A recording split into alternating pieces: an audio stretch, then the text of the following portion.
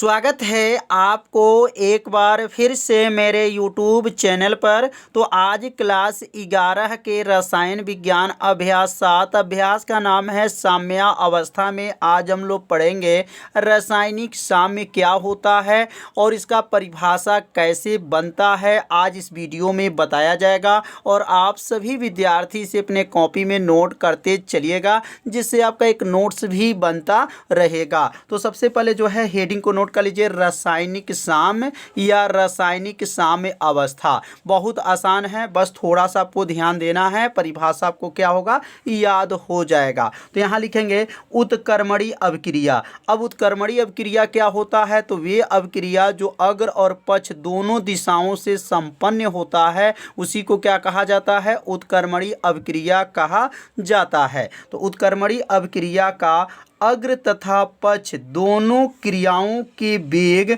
आपस में बराबर होता है। क्या है, उत्क्रमणीय अभिक्रिया में क्या है, अग्र तथा क्या पक्ष, याद रखेंगे अग्र तथा पक्ष दोनों क्रियाओं का वेग जो है आपस में बराबर होता है, उसे रासायनिक साम्य अवस्था कहते हैं। मतलब यह है कि अग्र अभिक्रिया का वेग और पक्ष अभिक्रिया का वेग बराबर हो, उसी को क्या कहा जाता है, रासायनिक साम्य कहा जाता है। अर्थात यहाँ सूत्र लिख लेंगे, अग्र अभिक्रिया का वेग बराबर होता है पक्ष अभिक्रिया का वेग। अब अग्र अभिक्रिया का वेग को किससे प्रदर्शित करेंगे, तो अग्र अभिक्रिया का वेग को RF से प्रदर्शित करते हैं और पक्ष अभिक्रिया का वेग को किससे प्रदर्शित करेंगे, RB से प्रदर्शित करते हैं। तो समझ में आ गया होगा कि अग्र अभिक्रिया का वेग और पक्ष अभिक्रिया का वेग आपस में क्या हो जाए, बराबर हो जाए, उसी को रासायनिक साम्य कहते हैं। अब RF का नाम क्या है, और तो RF का नाम है फॉरवर्ड रिएक्शन होता है और RB का नाम होता है बैकवर्ड रिएक्शन होता है। तो आप सभी विद्यार्थी परिभाषा को अपने कॉपी में क्या कीजिए, नोट कर लीजिए और इसे 2 बार पढ़िएगा, परिभाषा आपको क्या होगा याद हो जाएगा। अब हम लोग पढ़ेंगे रासायनिक साम्य की विशेषताएं क्या होते हैं। अब विशेषता के बारे में भी समझ लेते हैं। अब यहाँ पे जो है हेडिंग को नोट कर लीजिए, रासायनिक साम्य की विशेषताएं। रासायनिक साम्य की विशेषताएं।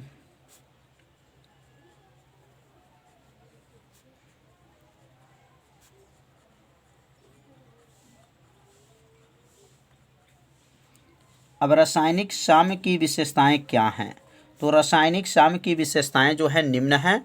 निम्न मतलब 1-2 करके नीचे बताया जाएगा और इसे अपने कॉपी में क्या कीजिएगा, नोट करते चलिएगा और अच्छे से जो है समझते भी रहिएगा। जहां आपको समझ में नहीं आएगा वहां आप सभी विद्यार्थी जरूर कमेंट कीजिएगा। तो पहला होता है कि रासायनिक साम्य की पहला विशेषता है कि रासायनिक जो है अभिक्रिया का में जो अग्र अभिक्रिया का वेग होता है और पक्ष अभिक्रिया का वेग जो होता है आपस में जो है बराबर होता है। तो लिखेंगे यहाँ पर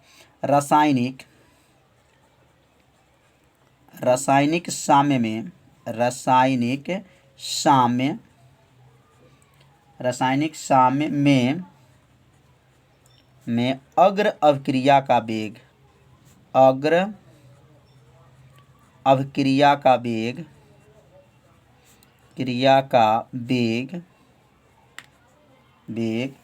और पक्ष अभिक्रिया का वेग पक्ष अभिक्रिया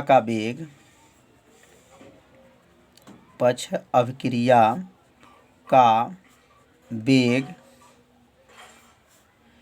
आपस में बराबर होते हैं। क्या होते हैं, आपस में बराबर होते हैं। पहला विशेषता क्या है, तो अग्र अभिक्रिया का वेग और पक्ष अभिक्रिया का वेग आपस में क्या होते हैं, बराबर होते हैं। पहला विशेष जो है विशेषताएं जो है समझ में आ गया होगा कि रासायनिक साम्य में अग्र अभिक्रिया का वेग और पक्ष अभिक्रिया का वेग आपस में क्या होते हैं, बराबर होते हैं। अब दूसरा इसकी विशेषता है, तो इसे अपने कॉपी में जरूर नोट करते चलिए।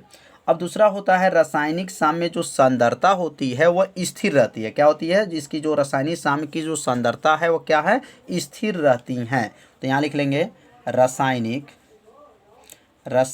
साम्य रासायनिक साम्य में सांद्रता, रासायनिक साम्य में सांद्रता क्या होती हैं? स्थिर रहती हैं, स्थिर रहती हैं। तो दो विशेषता जो है समझ लिए होंगे। रासायनिक साम्य में सांद्रता क्या होती हैं? स्थिर रहती हैं।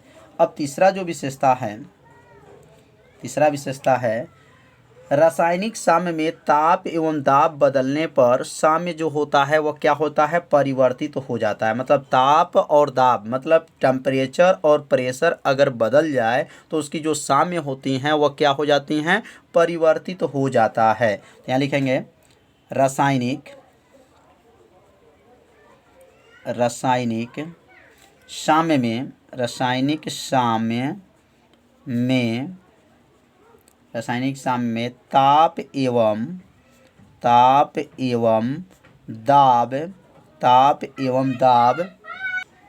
बदलने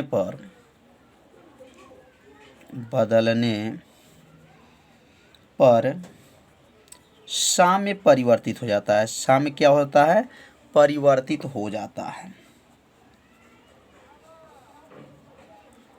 परिवर्तित हो जाता है, रासायनिक साम्य में जो ताप एवं दाब बदलने पर क्या होता है? साम्य क्या हो जाता है? परिवर्तित हो जाता है। परिवर्तित मतलब बदल जाता है। किसका मान? साम्य, रासायनिक साम्य का मान जो है परिवर्तित हो जाता है। कब परिवर्तित होता है? जब ताप और दाब बदलेगा तो साम्य भी क्या होगा? परिवर्तित हो जाएगा। अगला जो है चौथा, इसकी विशेषताएं हैं। रासायनिक साम्य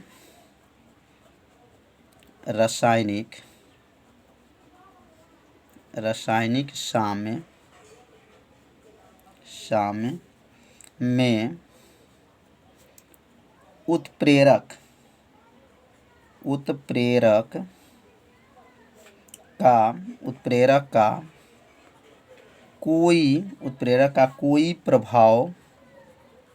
उत्प्रेरक का कोई प्रभाव नहीं होती है। तो रासायनिक साम्य में जो होते हैं उत्प्रेरक का जो है कोई प्रभाव नहीं होती हैं। इसका मतलब जो उत्प्रेरक जो होते हैं उसमें जो है रासायनिक साम्य क्या है? उसका कोई प्रभाव नहीं पड़ता है। उत्प्रेरक क्या होते हैं? तो उत्प्रेरक वे पदार्थ होते हैं जो रासायनिक अभिक्रिया के वेग को बढ़ा सकते हैं और अभिक्रिया को वेग को क्या कर सकते हैं? घटा सकते हैं, उत्प्रेरक होते हैं। और तो आगे चल के मतलब इंटर में हम लोग पढ़ेंगे, एक चैप्टर का नाम रहेगा उत्प्रेरक। उत्प्रेरक जो है चैप्टर जो है क्लास 12 में पढ़ना है। अब हम लोग पढ़ेंगे सक्रिय द्रव्यमान क्या होता है। सक्रिय द्रव्यमान या सक्रिय द्रव्यमान की परिभाषा क्या है? अब यहाँ पे जो है इसकी परिभाषा को समझाया जाएगा। पहले नोट कर लीजिए, सक्रिय द्रव्यमान, इसको दूसरा नाम इसका होता है सक्रिय संहति, दो नाम से पूछा जाता है। तो सक्रिय द्रव्यमान की परिभाषा क्या है? तो पहले हेडिंग को नोट कर लीजिए। जब हेडिंग नोट कर लेंगे और अपने कॉपी में इसे ज़रूर क्या कीजिएगा, इसके उत्तर को अपने कॉपी में ज़रूर नोट करते चलिएगा, जिससे आपका एक नोट्स भी क्या होगा? एक बनता रहेगा। तो सक्रिय द्रव्यमान की परिभाषा क्या है? जब 1 लीटर, ध्यान दीजिएगा, 1 लीटर बिलियन में, क लीटर? 1 लीटर बिलियन में विलेय पदार्थ की मोलों की संख्या को सक्रिय द्रव्यमान कहते हैं। कितना आसान है, 2 लाइन का इसकी परिभाषा है। 1 लीटर बिलियन रहेगा में विलेय पदार्थों की मोलों की संख्या पदार्थ की सक्रिय द्रव्यमान कहते हैं। इसे जो है बड़े कोष्ठक से प्रदर्शित करते हैं। तो परिभाषा को यहाँ पर लिख लीजिए। 1 लीटर, कितना लीटर? 1 लीटर, 1 लीटर बिलियन में, 1 लीटर बिलियन में, 1 लीटर बिलियन में विलेय पदार्थ, 1 लीटर बिलियन में विलेय पदार्थ की मोलों की संख्या,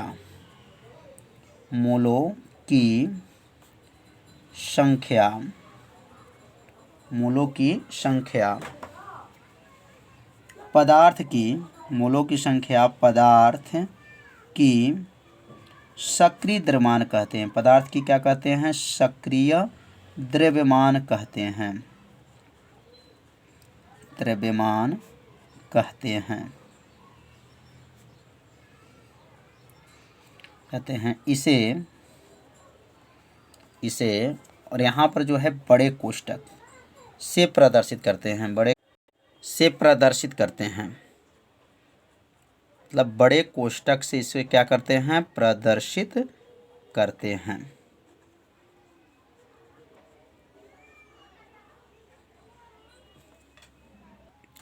तो अब यहाँ पे जो है सक्रिय द्रव्यमान की परिभाषा कितना आसान है। तो इस परिभाषा को 2 बार पढ़िए, आपको परिभाषा क्या हो जाएगा? याद हो जाएगा। तो क्या कहेंगे? 1 लीटर विलयन में विलेय पदार्थ की मोलों की जो संख्या होती है उस पदार्थ का सक्रिय द्रव्यमान कहते हैं। इसे बड़े कोष्ठक से प्रदर्शित करते हैं।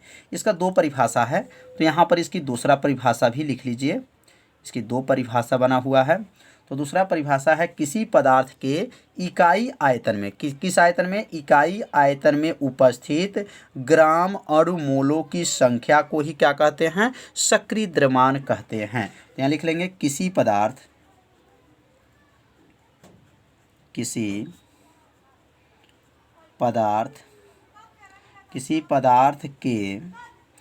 इकाई आयतन, किसी पदार्थ के इकाई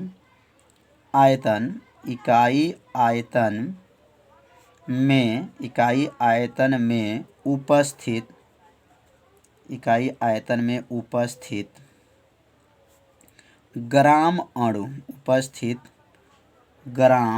अणु कोष्ठक में लिख देंगे मोलो की संख्या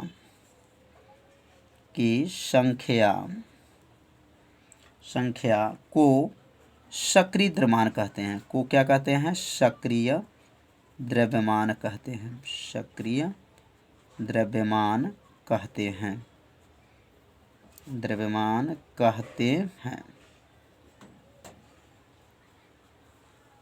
तो सक्रिय द्रव्यमान की 2 परिभाषा यहाँ बताया गया। दोनों परिभाषा को आपसे विद्यार्थी अपने कॉपी में क्या कीजिएगा? नोट कर लीजिएगा। अब सक्रिय द्रव्यमान का सूत्र क्या होता है? तो अब यहाँ पे इसका सूत्र लिख लीजिए। सक्रिय द्रव्यमान बराबर होता है सक्रिय द्रव्यमान बराबर पदार्थ के मोलों की संख्या, पदार्थ के मोलों की संख्या बटा होता है आयतन लीटर में। क्या होता है? आयतन कोष्ठक में लिख लेंगे लीटर में। आयतन किस में होना चाहिए? लीटर में। ग्राम में रहेगा तो उसको लीटर में बदलना है। तो अब इस सक्रिय द्रव्यमान का पहला सूत्र जो है क्या है? पहला सूत्र जो है पदार्थ के मोलों की संख्या बटा जो है आयतन क्या होता है? लीटर में होता है। आयतन किस में होता है? लीटर में होता है। तो इस सूत्र को आप सभी विद्यार्थी पहले अपने कॉपी में क्या कर लीजिए? इसको नोट कर लीजिए, क्योंकि इस सूत्र के सहायता से जो है न्यूमेरिकल हल किया जाएगा।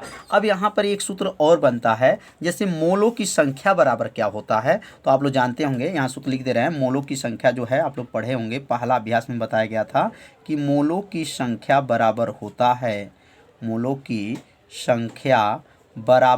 है भार बटा आयतन। पदार्थ की भार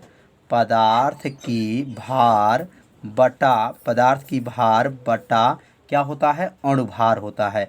ये किसका सूत्र है? तो मोलों की संख्या का सूत्र है। यह पहला अभ्यास में आपसे विद्यार्थी पढ़े होंगे कि यहाँ मोलों की संख्या बराबर, यहाँ लिखेंगे चूंकि मोलों की संख्या बराबर होता है पदार्थ की भार बटा क्या होता है? अणुभार होता है। तो यहाँ पे ध्यान दीजिए, पदार्थ की मोलों की जो संख्या है, अगर इस सूत्र को यहाँ से मोलों की संख्या को हटा दें, इसके स्थान पर क्या लिखा जा सकता है? तो पदार्थ की भार बटा अणुभार इसके स्थान पर लिखा जा सकता है। तो सक्रिय द्रव्यमान का एक और सूत्र बन जाएगा।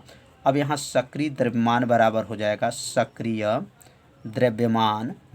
हो जाएगा अब किसको हटा देंगे? अब ये पदार्थ के मोलों की संख्या को हटा दें तो उसके स्थान पे क्या लिख सकते हैं? पदार्थ की भार। यहाँ लिखेंगे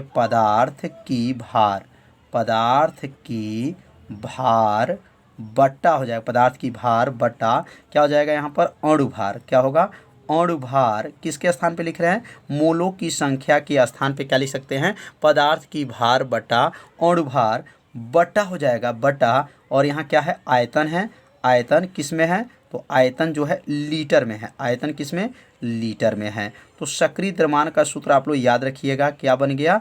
अब यहाँ पर एक सूत्र ऊपर था, पदार्थ के मोलों की संख्या बटा आयतन लीटर में था, तो यहाँ पदार्थ की जो मोलों की संख्या है अगर उसको हटा दे तो उसके स्थान पे क्या लिख सकते हैं कि पदार्थ की भार बटा अणुभार पूरे का बटा आयतन जो है लीटर में। तो यहाँ सक्रिय द्रव्यमान का दो सूत्र है, दोनों सूत्र को आप लोग याद रखिएगा, क्योंकि कल की वीडियो में जो है इस सूत्र के माध्यम से जो है न्यूमेरिकल बताया जाएगा कि ये न्यूमेरिकल इसको कैसे हल किया जाएगा। यह कल के वीडियो में जो है यहाँ से जो है न्यूमेरिकल इसी दोनों सूत्र की सहायता से न्यूमेरिकल को बताया जाएगा।